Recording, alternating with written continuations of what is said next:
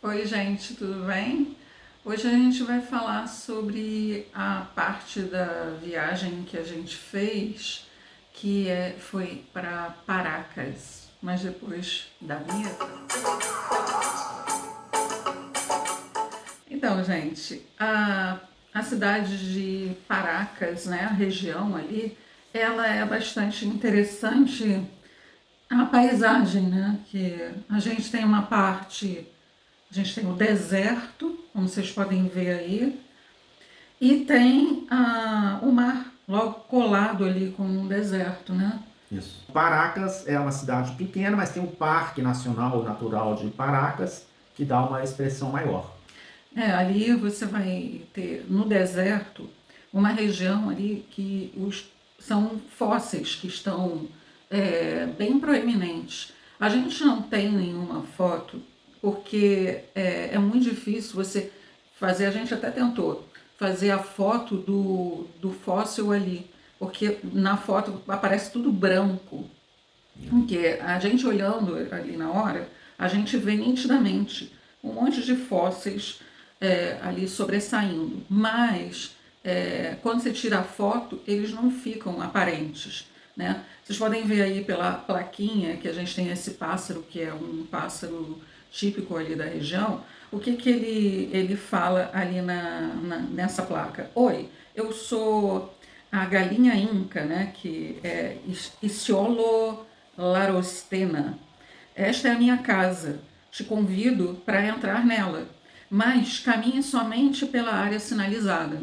Então, é porque tem uma sinalização para você caminhar que você não pise nos fósseis e não prejudique o que é estudado ali, que tem várias áreas ali que tem ainda arqueólogos estudando. Exatamente. Não só arqueólogos, né? Tem a parte dos biólogos, né? Porque ali é um campo de pesquisa a céu aberto, né? É o terreno desértico e como lá o mar Já houve, antigamente, né? deve ter sido um mar há milhares ou milhões de anos atrás, e ali ficou Você vê muita os coisa. fósseis a olho nu. É, Então, claro que você não pode sair andando por ali, porque senão você vai, destruiria. Então, você tem vai uns caminhozinhos que você pode andar, tá sinalizadinho, você só né? pode andar por ali. Agora, a maior parte, obviamente, você não pode pisar, porque tem Exatamente. gente ali, né, Tem uma estudando. questão engraçada também que foi dito pra gente. Todas as vezes porque ali como é um local muito bonito, tem hotéis maravilhosos ali, resorts, como é que chama? Resorts. Muito bonitos ali na região. E quando eles iam construir, o que acontecia? Eles encontravam algum sítio arqueológico. E aí tinha que paralisar a construção, os arqueólogos iam lá mexer e tudo. Atualmente, o que está acontecendo? Triste, mas realidade. O, o hotel, ele vai começar a construir, ele acha um sítio arqueológico, ele não fala nada, pega os artefatos, aí faz uma exposição no hotel, inclusive o hotel que a gente estava tinha uma vitrine de artefatos do povo Nazca, e pronto, acabou. Porque senão paralisa a construção, demora pra caramba e aí o pessoal não quer perder o seu dinheiro, né? Inviabiliza, né, o investimento. O pessoal quer construir o hotel, o resort, obviamente é um investimento para ganhar dinheiro. Aí eles começam a achar os artefatos arqueológicos. Aí imagina você trazer a burocracia estatal, universidade, arqueólogos, licença. Vai demorar a Né? beça. Então, bem a maneira... Bom, América Latina, no mundo também era diferente. Mas, Não, porque a gente sabe que na Itália acontece isso de montão, aquele, né? aquele jeitinho, né? Acha, finge que não achou Não fala nada. e depois coloca na vitrine em homenagem aos povos Aí antigos. está exposto e tudo, mas só que o problema é que esses artefatos acabam não sendo estudados por especialistas que poderiam datar, porque depois que você mexe neles, você já estraga ali uma pesquisa de datação que poderia ter sido feita e mais estudos sobre os povos que viveram naquela região. E tem mais, eu vou ser um pouco atrevido aqui, mas eu não tenho a menor dúvida que os órgãos governamentais, a fiscalização acaba ficando sabendo, né? E aí rola uma, né? A gente sabe como é que é, né? Porque claro, o empresário ali que está construindo o hotel, ele deve molhar a mão, né? digamos Não é só assim. molhar a mão, não. Cuidado. O empresário ele está construindo, ele está contratando gente e vai pagar imposto, né? Sim. E já o governo ele pensa, pô, eu vou ter que investir dinheiro para ficar pesquisando. Tem o valor cultural, mas em termos de efeito imediato, né? É mais fácil o governo fechar o olho, deixa o empresário lá construir, né? É uma Isso, situação, não estou defendendo ninguém, mas é o que acontece. isso aí acontece em diversos países. A gente sabe que na Itália isso acontece muito em Roma, né? Quando lá em Roma não tem quase metrô na cidade de Roma, diz que é muito ruim o transporte lá por conta de toda vez que vai fazer alguma escavação encontra um sítio arqueológico e aí paralisa tudo, cerca tudo e tem que ser estudado aquilo. E aí muita gente tá ficando quieto, acha o sítio e não fala nada e toca a obra para frente. Aí arranja lá um jeito de expor aqueles artefatos, mas isso prejudica um pouco a história, né? A construção de uma história local. Em termos práticos, Paracas é um vilarejo muito Muito pequeno. pequeno. Ali o pessoal deve viver à base da pesca, né? E aí vem um empreendimento grande que vai fazer construtora, que vai gerar Gera emprego, emprego. Os né? hotéis ali geram emprego. E, Né? e o prefeito vai pensar friamente, né? Caramba, ao invés de virem os arqueólogos que vão limpar artefatos, estudar, fazer datação Demora química, muito. isso vai demorar anos, vai ter um valor inestimável para a cultura, vai para algum museu, mas nisso o prefeito já é outro prefeito, né? Enfim. E já um empreendimento grande, né? É grana que está rolando ali na hora, né? É construção, é emprego, vai. Então, infelizmente, né? É a realidade, né? Não, Coloca na balança eu e não, né, o isso pessoal vê o que é melhor para o momento. o prefeito pensa no mandato, mas enfim, concluindo, tem essa parte da arqueológica, né? Que é dos povos Nazca. Nazca e Paracas, e tem os fósseis marítimos que a gente falou na parte desértica. E aí a gente tem a parte ali do mar, que ali formou-se falésias muito interessantes, são muito bonitas. Aí a gente tem a mais famosa, que é a catedral. A catedral, como vocês podem ver aí nessa foto, que eu vou deixar os créditos na descrição, aliás, toda a parte da pesquisa vai ser colocada na descrição, mostra como é que era a catedral antes e a catedral como está agora. Porque o mar ele faz o seu trabalho ali, derrubou uma parte da catedral, hoje ela é só essa partezinha que vocês estão vendo aí, né? Então, tem toda aquela região ali do parque que o Ivan mencionou, ela é patrimônio mundial da Unesco desde 1994.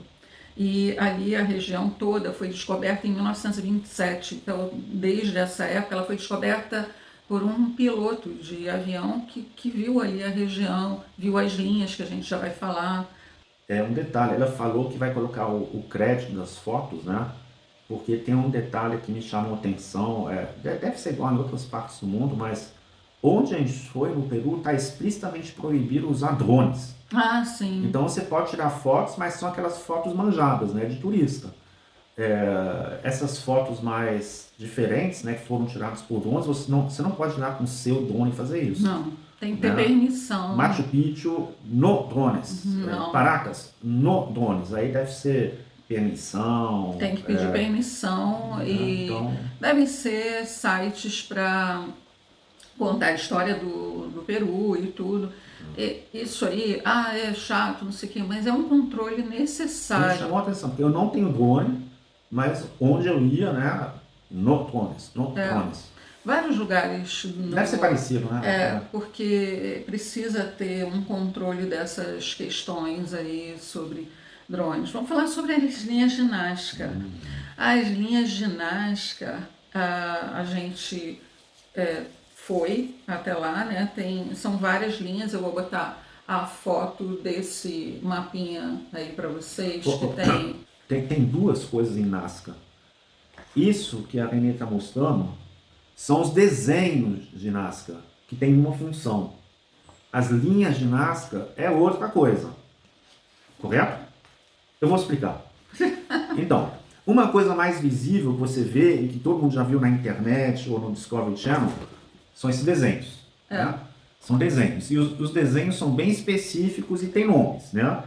Tem macaco, tem caracol, tem a árvore, tem a flor, tem lagarto, beija-flor. né? Essas linhas são desenhos bonitos no meio do deserto e aparentemente não tem utilidade nenhuma, né? Porque tem muita história a respeito desses desenhos. Primeiro, né, o pessoal vai para o caminho mais fácil. Foram alienígenas que chegaram aqui e precisavam mandar mensagens, e aí eles fizeram esses desenhos que só dá para ver numa determinada altura. Isso é verdade, porque a gente teve que pegar um avião para poder ver as linhas, né? Então tem essa história que é, né, a mais fácil, né, não dá trabalho da gente pensar muito. Claro que não foi isso, tá? Alienígena não vai vir para cá para ficar fazendo desenho no deserto, né? A gente já sabe disso. Aí teve várias teorias. A gente tem uma alemã, ela é matemática e ela pegou e estudou muito as linhas de Nazca. Maria Reicher. Ela foi assim recebida com muita desconfiança pelo povo local na época, porque ela ficou enlouquecida querendo proteger as linhas, tanto que ela foi chamada de guardiã do deserto ou louca do deserto. Então ela cuidava ali das linhas e ela achou que aquilo tinha a ver com a astrologia, que era um estudo sobre estrelas que os povos da região fizeram. Ela fez uma correspondência entre o desenho do macaco com a constelação da Ursa Menor, e que isso teria ligação com a agricultura e o estabelecimento de um calendário. Aí a gente tem um outro pesquisador, que é o David Johnson, que ele era americano e ele entendeu as linhas como sendo indicadores de água no deserto. Aí é que entra o que você ia falar sobre os canais, né? Então, é o seguinte, esses desenhos que a Renê mostrou são desenhos bem específicos e representam um animal, uma flor, algum objeto.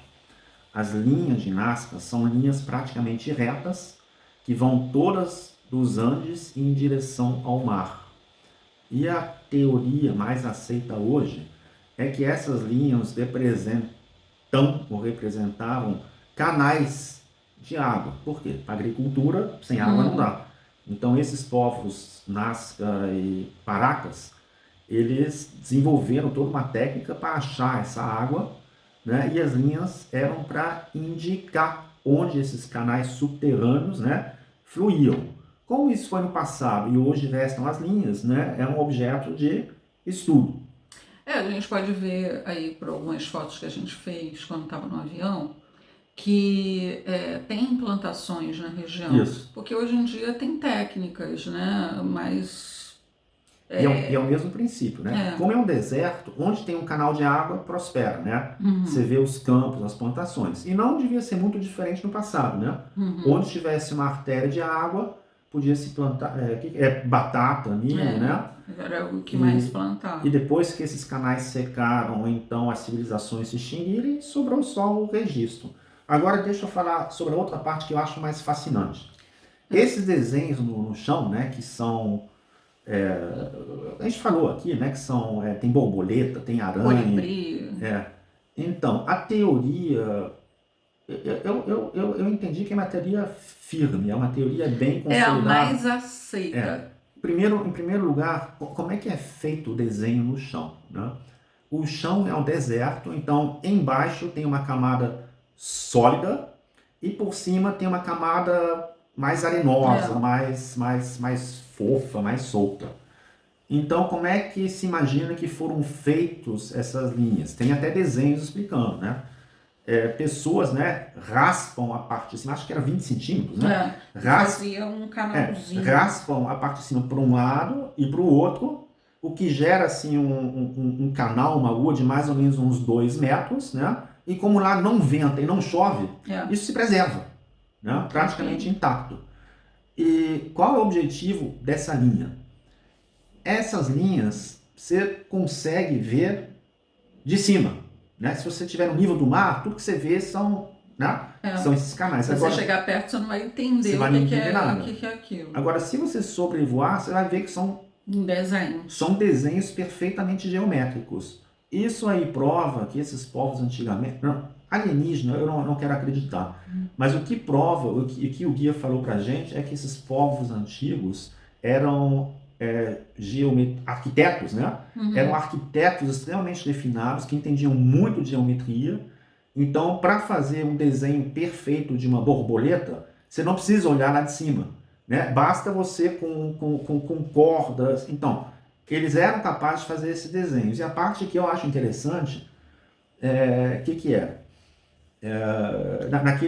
Naquela época, né, eram impérios, e uma preocupação dos poderosos era manter pessoas ocupadas, né? Manter pessoas ocupadas, pagavam, né, com comida, com salário, e assim as pessoas ficavam tranquilas. Era só era uma troca, né? Era uma troca. Regime de servidão, não era com salário, não. Então, qual a ideia? O povo, os trabalhadores estão trabalhando, estão comendo, então eles não têm tempo para, né, pensar besteira, né? Como é que a gente vai derrubar? Será que a gente não poderia? Revoluções e tudo. Então, olha só o que parece ser verdade. Os poderosos na época eram os sacerdotes, né?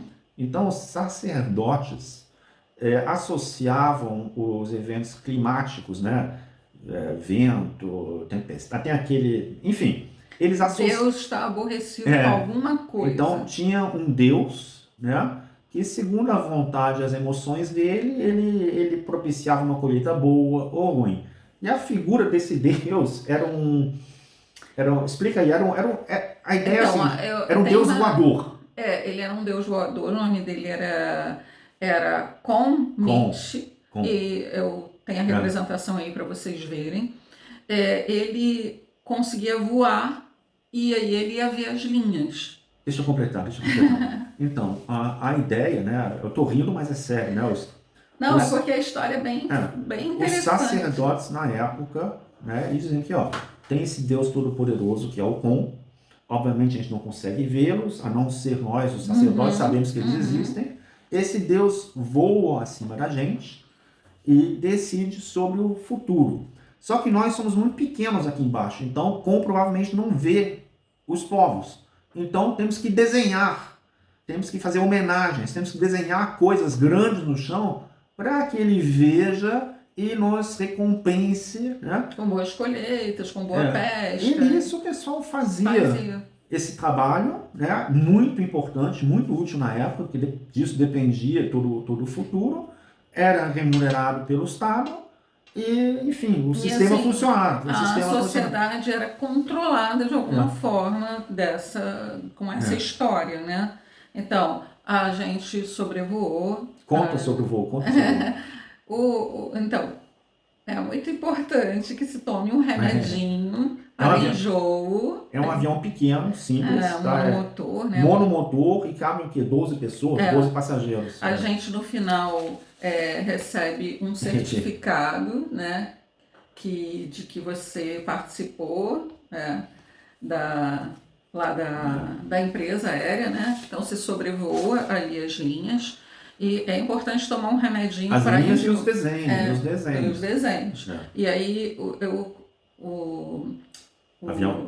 piloto ele vira o avião. Não é um voo confortável. Não, tá? É um voo que você fica tonto, né? E assim, querer filmar, fotografar é bem difícil. Tanto que a gente tem poucas fotografias, as que eu coloquei aí para vocês, são as poucas que a gente conseguiu tirar. Porque ele vira o avião para você ver as linhas, depois daqui a pouco ele vira para o outro lado. Fala desenhos, meu amor, fala desenhos. Você vê os desenhos no chão, tá? Mas você está olhando pela janela de um avião, que não é um vidro claro, é aquele vidro todo, né, lanhado, e o desenho é lá embaixo no chão. Então, não é que você olha pela janela e, tá lá um macaco. Não, você tem que fixar, né? Porque a superfície, né, é desértica, é um amarelo, e a linha é um pouco mais claro, né? Não é uma linha preta, é um pouco mais claro. E além disso, o piloto, ele não pode ficar com o avião inclinado muito tempo. Não é um helicóptero, né? Então ele vira, viu aí, não sei o que, ele fala, isso aqui é o macaco, isso aqui é não sei o que, e depois desvira, e aí depois ele vira para outro lado. Então, Eu tentei filmar e fotografar, mas a logo gente desisti porque você acaba nem você fica vendo, nem tonto, filmando. e você fica tonto mesmo. Então, foi o guia indicou de tomar um remédio. Ele falou assim: a senhora enjoa? Eu enjoo sim, porque no Lago Titicaca foi uma tristeza. Aí ele falou assim: então vamos agora numa farmácia comprar um remédio. E assim, se eu soubesse dessa história do remédio, eu já tinha tomado lá no Lago Titicaca que eu não ia passar mal. Mas realmente. O problema não foi passar mal. Eu fiquei apavorado, não no avião, mas quando a gente voltou do Peru, porque quando a gente voltou do Peru, estava começando a epidemia do coronavírus, vindo da China. Não, você está rindo, não é sério. E no voo, no avião em Paracas, éramos 2 e 10 chineses. Eram 10 chineses lá, filmando, rindo. Se era para pegar... Se eles tivessem coronavírus, a gente estava com ele, né? Quando a gente desceu aqui no Brasil, já estava...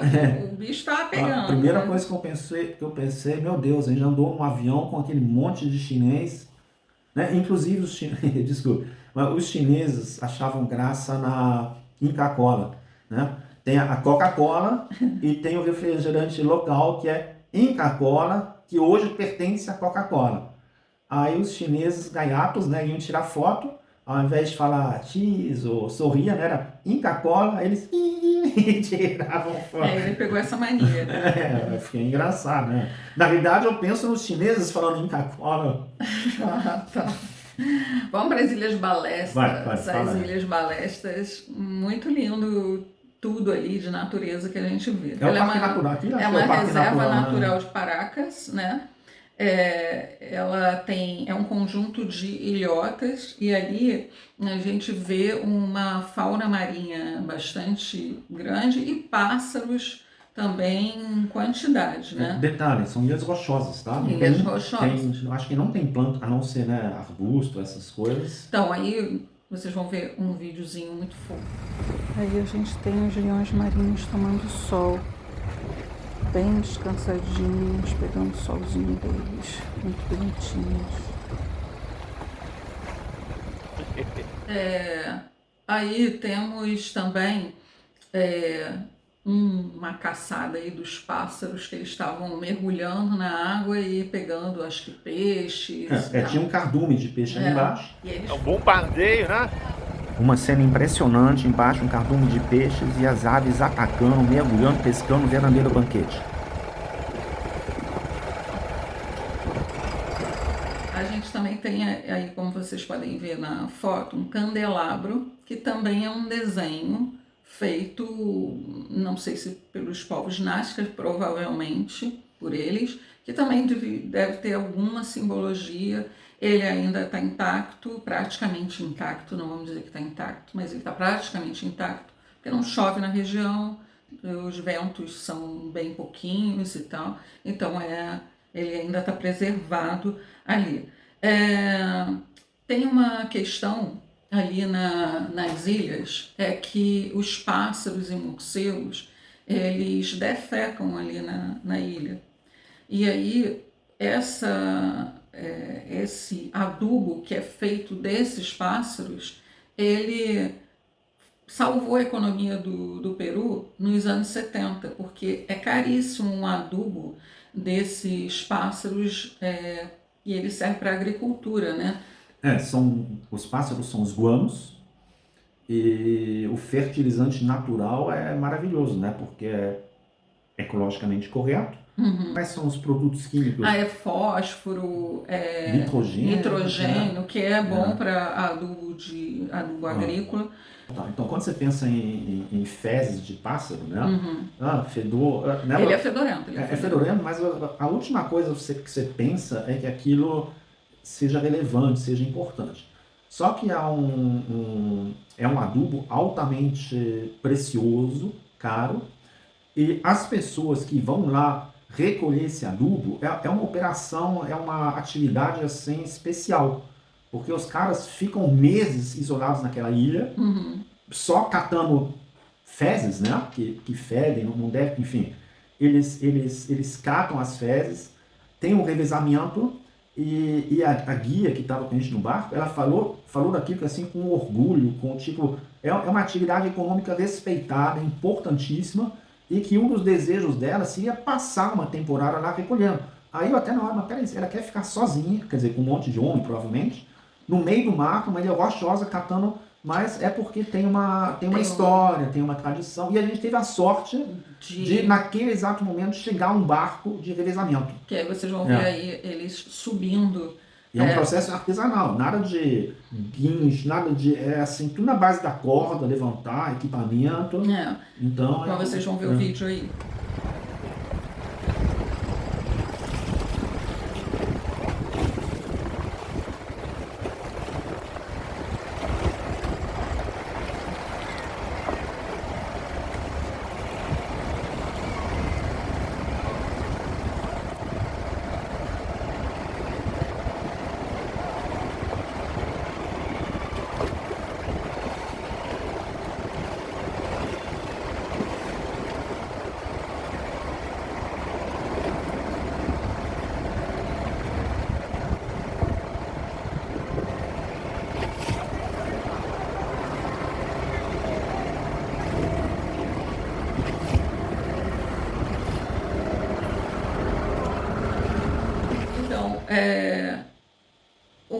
Assim, o local foi muito gostoso da gente conhecer.